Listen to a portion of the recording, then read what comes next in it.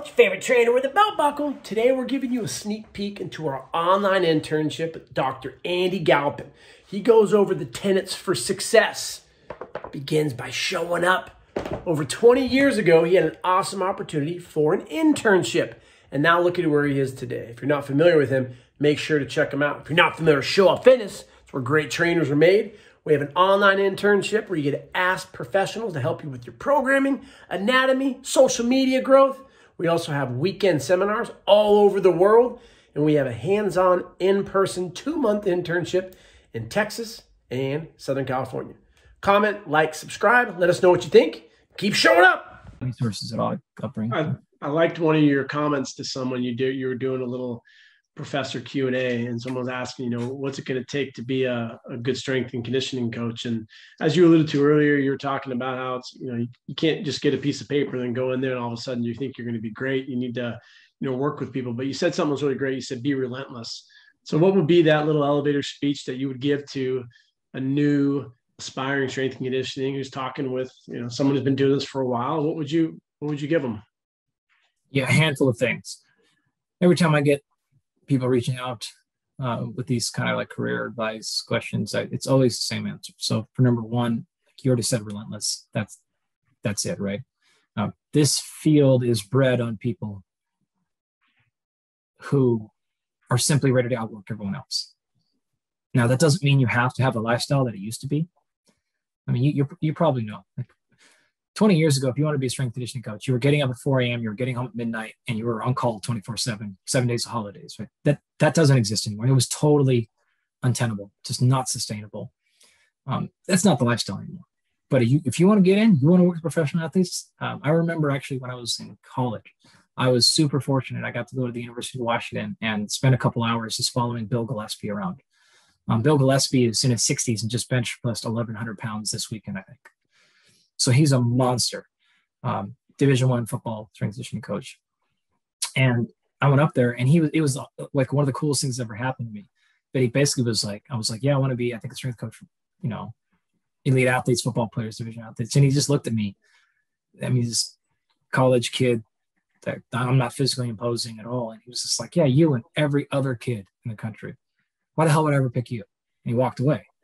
And I was like, I wasn't even like offended. I was like, that is it was the most amazing advice ever. Like, what, why would I pick you? You don't look like a strength coach. Like you're not coming from any of my friends. Like, why would I pick you? Right. And he wasn't being it to be a jerk at all. Like he was totally saying, like, you have to differentiate yourself. Why? Like everyone wants this job. Everyone wants to work with athletes. Everyone wants to be famous because they work with somebody famous. What's going to make you different? So number one, it's like something you can always control is just outworking people, right? So the second one related to that is the answer is always yes in this part of your career. It does not matter how unrelated or how unimportant or how much traffic is involved. None of those things matter. If you get an opportunity, the answer is yes. As a college student, I was playing college football. I got an opportunity to, I can tell you 500 of these stories of myself. In fact, every damn time someone asks me, like, how'd you get John Rahm, #1 golfer in the world? How did you get whoever picked, like, all these names? The answer is always the same.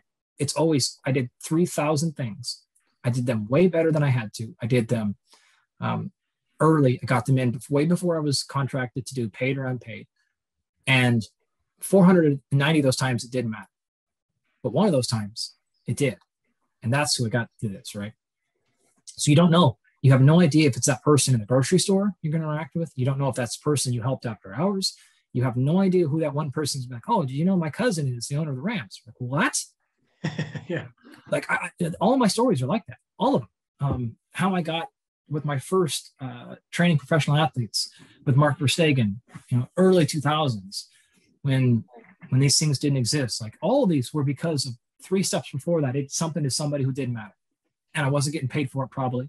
And I was getting up at 4 a.m, driving an hour and a half to Portland to open up a gym at 5:15 for a bunch of people who I didn't care about at a facility I couldn't. And then driving back and playing college football, all those things, right? So be relentless. The answer is always yes. It doesn't matter. Always over deliver, right? So if someone asks you to open up the gym in the morning, open up the gym, open up Open it up, not 5 minutes, open it up 20 minutes early. Take out the trash. Yeah, I know we already paid somebody to do that. Yep, we did that too. Yep, I went and organized this. I cleaned out the just over deliver. You're being paid to do A plus B plus C. Until they tell you, hey, stop doing C, someone else, like, you're ruining it. Fine. What I also did this, I did this, like hustle. Part of relentless, right? But do that. And then number 4 is always treat everyone like they're the person you would wait your entire life to meet. That's it. Like every single client that comes to the door, every person you see in the locker room, everybody, maybe it's not the professional athlete is not the person to go after, but maybe their wife works out there too, or maybe or you don't even know. Like you simply, especially in today's day and age with tech money, you don't know who's rich and you don't know who's famous. Like everyone looks like me. Like I look ridiculous, right? Like my wife always says, you look homeless. Like it's so embarrassing. But you don't know, right? In general, too, it's just better policy. Like it makes the world better, right? To just be nice to people. So, I can tell you so many stories. My friend was trying to get a career basically as a massage therapist, was single, had a brand new baby. His wife left him with a brand new baby. He had no job. He was trying to start a whole new career as a massage therapist. And he was in the locker room with a YMCA. And this old guy came in, super rude, big fat guy, was like, hey, you're the guy that does whatever stuff, right? Like very insulting to him. He's like, hey, I need you to fix my shoulder. It hurts. I didn't ask him, told him, didn't know this guy. He didn't work there. He was just like at the YMCA working out. Guy didn't offer him any money, didn't pay him. Steve was like, okay, did some stuff on him. He got up, he's like, just kind of grunted and walked away. Didn't even say thank you. Next day, somebody shows up to the YMCA and goes, hey, are you that guy that does that arm stuff or whatever? And he's like, yeah. He goes, okay, great. I need you to go see my uncle or friend or something, or whatever. Well, that uncle or friend was a guy named Freddie Roach. And Freddie Roach is one of the most famous boxing trainers of all time. And he's like, really? No shit. So he dropped whatever he was doing. He drove straight, a couple hours in traffic, up to Freddie's house, didn't ask about how much am I paying, but went over there, worked on Freddie. Freddie was like, this is incredible. Manny's going to be here in an hour. You're going to do Manny in this camp. And that would be Manny Pacquiao. So he became Manny Pacquiao's massage therapist for not his Floyd fight, but the one before. So Manny showed up and he's like, hey, Manny, this guy's going to do your stuff. Manny's like, oh, okay. And worked on him. And Manny's like, I feel fantastic. Okay, so we trained these days, just told, didn't even ask, whatever, didn't talk about money. They just said it. So here's the fight date. We have a suite. There's the flight's already booked for you, blah, blah, blah. Got him out there. Didn't even talk about money. Worked on him for the fight, came back. And I think they gave him 50 grand in cash. Right? Like afterwards, just like, here's an envelope with 50 grand or something like that. My point being, and it came all the way back to that very, very beginning. Like most likely, when you get situations like that, 99 times out of 100, it's just going to be a rude guy and you didn't get anything out of it. But you don't know. Yeah, it's some people call that guy has worked with so many professional athletes now for years. It's ridiculous, all because of that dude. Mm-hmm. Some people call it luck, but it's just that's why the name of my company is Showing Up. It's like you got to just keep on showing up, and you're going to get those opportunities to be quote unquote lucky. But and I just appreciate your time today, and you're awesome. Thank you for everything that you do. Just shoot me over